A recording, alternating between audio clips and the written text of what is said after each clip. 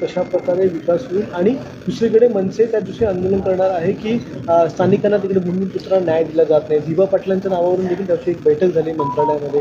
काय वाटतंय एकूणच? ते बघा, मनसेची काय भूमिका मला नाही माहिती अजून, परंतु 3 तारखेला जी बैठक बोलवली गेली ती सगळ्या संतोष केनी हे काँग्रेसवाले आहेत, मगाशी ते लिओ कोलोसे ते काँग्रेसवाले आहेत, आता संजय तरे हे उभाटाचे शिवसेने आहेत. म्हणजे हे माननीय मुख्यमंत्र्यांनी 2 दिवसानंतरच सह्याद्री अतिथीगृहावर सगळ्या आम्हाला बोलवलं आणि मुख्यमंत्र्यांनी हा ट्रायल रन होणार, त्या दिवशी सिम्बॉलिक उद्घाटन होईल, कमर्शियल त्याची ऑपरेशन सुरू व्हायला आणखी 3-1 महिने लागतात. त्यावेळेला माननीय पंतप्रधान नरेंद्र मोदीजींनी पण विदित केलेलं आहे की बाबा या ठिकाणी एकच नाव जर राज्याकडून आले तर तेच नाव त्या ठिकाणी राहील आणि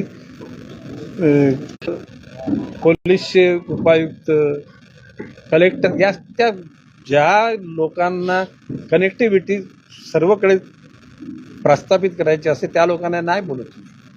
या आपल्या आपल्या परीने चांगलं काम करतात.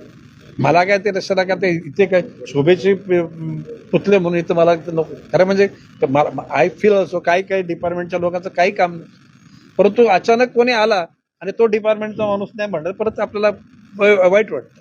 ओके, एरवी काय म्हणजे हाऊस नाही इथे कोणी दरबार भरण्याची, आणि मी दरबार भरवतो म्हणजे का मी लोकांवर मिरवानी नाहीच करत. मी विनम्रपणे सांगतो की जनतेला ज्या दिवशी कोणीच येणार नसेल तर दरबार बंद करून टाकू आपण, काय गरज पडलेली.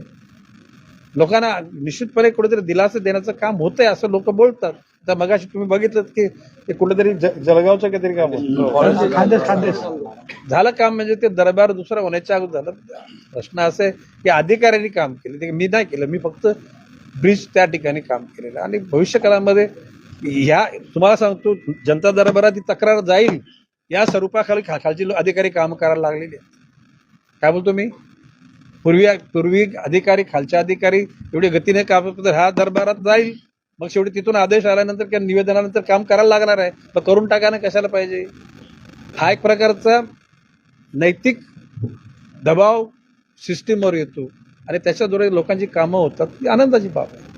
ओके, किती आले आणि किती गेले काही लोकांना नाव पण आठवत नाही. काय बोलतो मी, आणि अजून मी सुद्धा मी अहंकार सांगत नाही, मी मेंटली फिट आहे, फिजिकली फिट आहे, सोशली पॉलिटिकली गरजे एवढा इकॉनॉमिक माझ्या गरजे एवढे पैसे माझ्याकडे आहेत, आपल्याकडे ढिगण्या पडले. जर तुम्ही नालायक बोलत असाल तर तुमचे नालायकपणाची व्हिडिओ नवी मुंबईत प्रदर्शित आम्ही अरे मी काय बोललोय, जो आपल्या कर्तव्याशी बांधिलकी ठेवून लायक पद्धतीने काम करत नाही तो नालायक. आणि माझ्या काय व्हिडिओ असताना सगळ्या फ्लॅश करा, आत्ताच करा, त्या वाट कशाला बघता. गणेश नाईक प्रिपेअर, माझ्या आयुष्यात मी केलेलं पाप खांद्यावर घेऊन जाईल, दुसऱ्याच्या खांद्यावर देणार मध्ये खडा टाकण्याचं काम करतात कुठेतरी, ते मला नाही माहिती. तुम्ही त्यांना विचारा ना. जास्त लोकांना आपला फायदा झालाय जनता दरबाराचा, काही अजूनही प्रकरणं पेंडिंग आहेत. कशा प्रकारे ठाणेकर आपल्याला प्रतिसाद देतात? माझ्या दृष्टिकोनातून ही मानवाने निर्माण केलेली मानवाकरता संकट आहेत असं माझं मत आहे. 80% प्रकरणं जर मन लावून काम केलं, आपल्या कर्तव्य भावना जर जागृत केली तर ह्या दरबारात येण्याची त्यांना गरज नसणार नाही.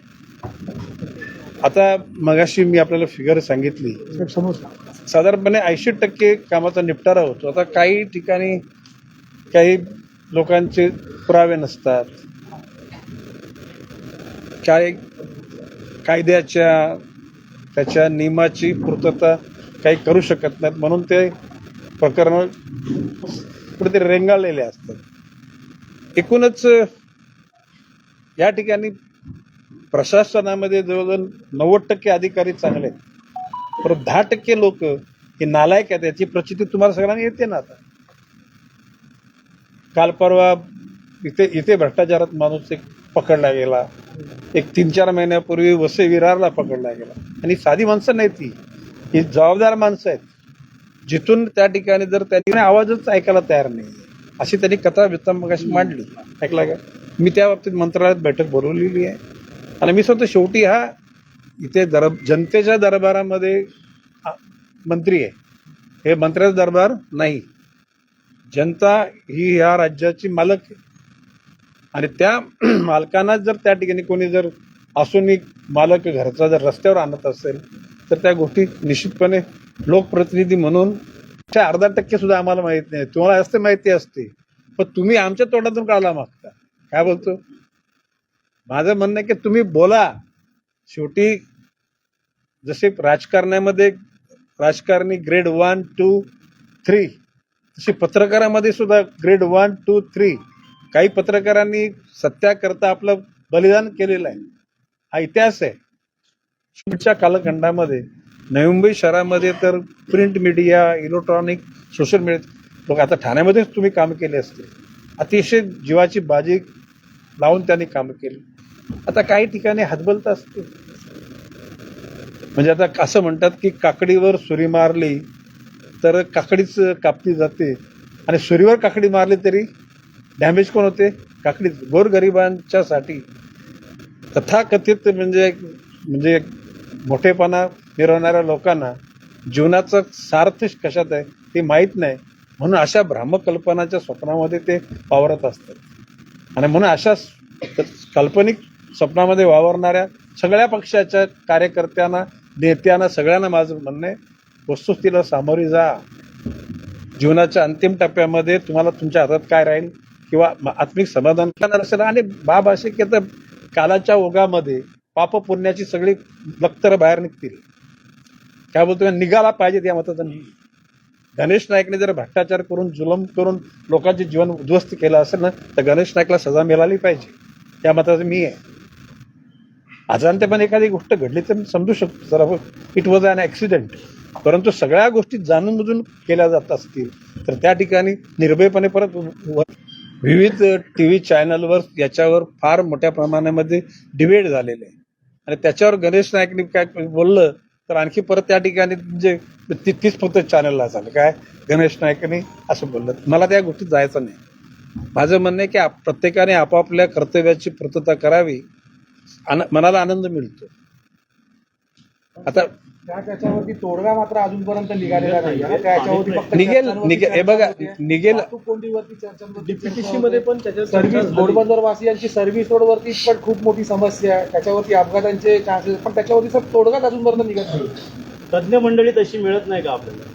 हे बघा, बाब अशी आहे की ज्या गावाचं वस्ती 10,000ची आहे तर ज्या वेळेला रचनात्मक त्या गोष्टी केल्या जातात त्याला जो ती यंत्रणा असते ती अजून एक 10-20,000ची यंत्रणा तयार करते. म्हणजे sewage pipeline, drainage pipeline, water line. परंतु त्याची जर 5 पटीने जर लोकसंख्या वाढली तर काय करणार? MSCBच्या अनुषंगानं ऑथोराईज घरांमधल्या लोकांना वीज देताना एक त्यांचा प्रिस्क्राइब फॉर्म आहे, किती फुल युनिट, किती हाफ युनिट. ज्या वेळेला ते त्या ठिकाणी ते संपूर्ण माहिती घेऊन त्या प्रकारचा ट्रान्सफॉर्मर तिथं लावतात. परंतु प्रॅक्टिकली त्या ट्रान्सफॉर्मर 5 पटीनं 10 पटीनं लोड येतो, त्याला ट्रान्सफॉर्मर उडतात. आणि मग महापालिकेच्या त्या MSCBच्या अधिकाऱ्यांना शिव्या घालण्यात काय अर्थ आहे? त्याच्यात चूक आपली पण आहे.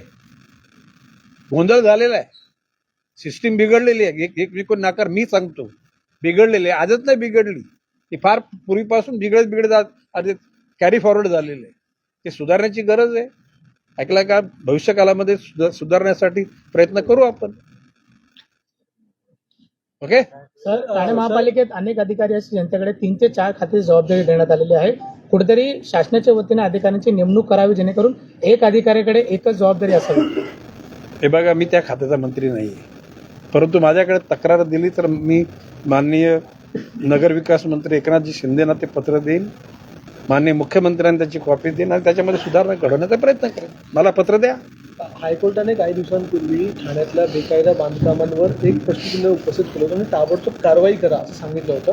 त्यातले जे अधिकारी होते, जे उपायुक्त होते, त्यांनाच 25 लाखाची लाच घेताना पकडण्यात आले. आता जे तुमच्या त्या एका नार्कोटिक्स ड्रग्ज वेळेला तर शाहरुख खानच्या मुलाला पकडलं होतं, त्यावेळेला न्याय करणारा न्यायाधीशच कोकेन घेताना काहीतरी सिद्ध झाले ना.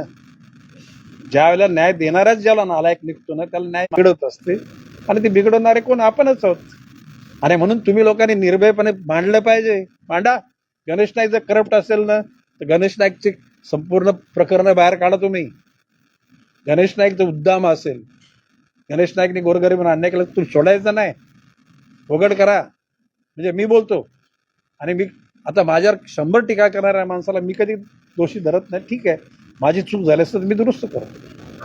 बरं. सर, महाराष्ट्रामध्ये 7 ते 8 प्रमुख पक्ष आहेत. मात्र गणेश नाईक जेव्हा पालघरमध्ये असो, ठाण्यामध्ये असो किंवा कुठे पण असो ज्या बोलतात त्या फक्त एकाच पक्षातनं उत्तर येतात. नालायक. म्हणजे त्याच्यामध्ये आता उद्या गणेश नाईकने जर आपली कर्तव्य पूर्ण नाही पाडले तर त्या पदाला तो लायक नाही. म्हणजे काय? त्या पदासाठी तो नालायक आहे. पटलं मग तुमचं? ओके, मला वाटतं मी बरंच बोललो साहेब. इतक्या मोठ्या प्रमाणामध्ये जनतेकरता पैसा खर्च केलाय की थोडासा आता आम्हाला थोडंसं म्हणजे अजितदादांना ते सगळं तोलमोल करताना थोडा उशीर लागेल, परंतु होईल ते काम. नवी मुंबईमध्ये दादागिरी खपवून घेतली जाणार नाही असं उद्या सावंत त्या वाढवण बंदराला लागणार आहे. त्या वाढवण बंदराच्या अनुषंगानं त्या स्थानिक लोकांचा कायापालट करण्याची भूमिका मी माननीय जिल्हाधिकारी, पोलीस अधिकारी, पुनर्वसन मंत्री आणि JNPT जे चेअरमॅन आहेत वाघ त्यांना पण सांगितलेलं आहे.